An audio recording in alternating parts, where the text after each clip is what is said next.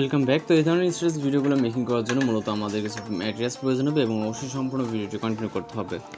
তো আমাদের ফোন থেকে আমরা ক্যাপকাট অ্যাপ্লিকেশনটিকে ওপেন করবো এবং ভিডিও ডেসক্রিপশনে দেওয়া ম্যাটেরিয়ালসগুলোকে ডাউনলোড করবেন। এরপর নিউ প্রজেক্ট অপশনে ক্লিক করবো, দেন হচ্ছে এখান থেকে ফটোস অপশন থেকে আমাদের ফটোস সিলেক্ট করতে হবে। ওকে, তো এইখান থেকে আমরা একটি ফটো সিলেক্ট করে নিব।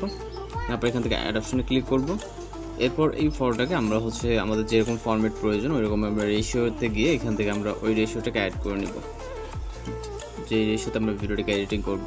এরপর হচ্ছে ভিডিও লেন্থটা আমরা যতটুকু রাখতে চাই, 10, 15 বা 20 যতটুকু ডিউরেশন দিতে চাই। ওকে, তো আমরা জাস্ট এতটুকু রাখতে চাই আপাতত। এরপর আমরা চলে যাবো ভিডিও স্টার্ট পজিশন এবং এখান থেকে আমরা ওভারলে অপশন, এরপর হচ্ছে অ্যাড ওভারলেতে। এরপর ফটোস অপশন থেকে আমরা একটি পিএনজি ফটো দেখতে পারবো, যেটা হচ্ছে বর্ডার পিএনজি, এবং এটাকে অ্যাড করব।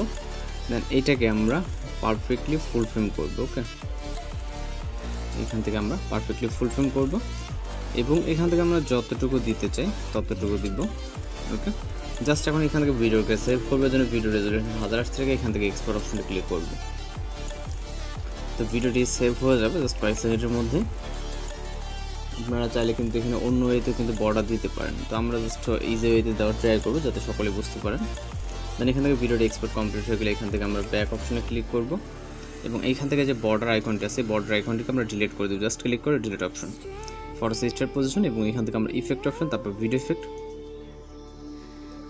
এরপর এখান থেকে হচ্ছে আমরা লেন্স ক্যাটাগরিতে চলে যাব, কিছুটা নিচে আসবো, ব্লার ইফেক্ট এবং অ্যাডজাস্ট। এখান থেকে আমরা 20 অর্থাৎ 20 মতো রাখবো, টিকমার্ক। এরপর ব্লার ইফেক্টের লেয়ারটাকে ভিডিও ইন্ট, চলে যাবে স্টার্ট পজিশন, যাওয়ার পর এখান থেকে ওভারলে এবং হচ্ছে অ্যাড ওভারলেতে। এরপর আমরা ফটোস অপশন থেকে একটি পিএনজি ফটো সিলেক্ট করে অ্যাড অপশন। এরপর এই যে ইফেক্টটা ওভারলে পিএনজি ফটোটা আছে এটাকে ফুল ফ্রেম করবো, লেয়ারটাকে ভিডিও ইন্ট। ওকে, এখান থেকে ইন পর্যন্ত আবার চলে যাবো স্টার্ট পজিশন, আবার এখান থেকে অ্যাড ওভারলেতে ক্লিক করব। এরপর আমরা চলে যাবো হচ্ছে ভিডিওস অপশনে। ভিডিওস অপশন থেকে আমরা একটি ভিডিও ক্লিপকে সিলেক্ট করবো এবং হচ্ছে অ্যাড অপশন। দেন হচ্ছে ঠিক এখান থেকে আমরা এটাকে ফুল ফ্রেম করবো পারফেক্টলি এবং এটা প্লাগইন ইনফরমেশন ব্র্যান্ড। এটা হচ্ছে এখান থেকে ফিল্টার অপশন।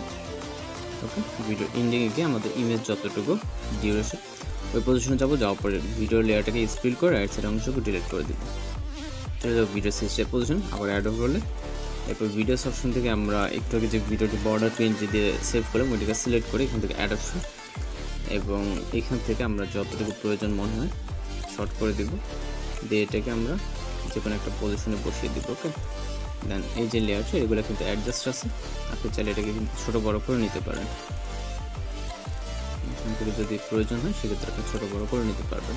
দেন চলে যাবে start position, just music add করার জন্য অ্যাড অডিও, তারপর এখান থেকে সাউন্ডস এবং এখান থেকে ফাইল আইকন। তো এই সকল কিছু লিঙ্ক ভিডিও ডেসক্রিপশনে কিন্তু পেয়ে যাবেন। ফাইল আইকনে ক্লিক করার পর ফ্রন্ট ডিভাইস এবং এখান থেকে আপনি অডিওটাকে সিলেক্ট করে প্লাস আইকনে চাপ দিবেন।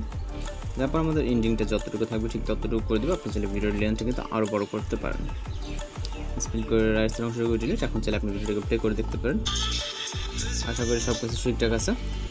যদি কোথাও সমস্যা সেক্ষেত্রে অবশ্যই কমেন্ট বক্সে জানাতে পারেন। তাছাড়া এডিটিং টিউটোরিয়াল এই পর্যন্ত দেখার জন্য নতুন কোনো ভিডিওতে ভালো থাকবেন, সুস্থ থাকবেন।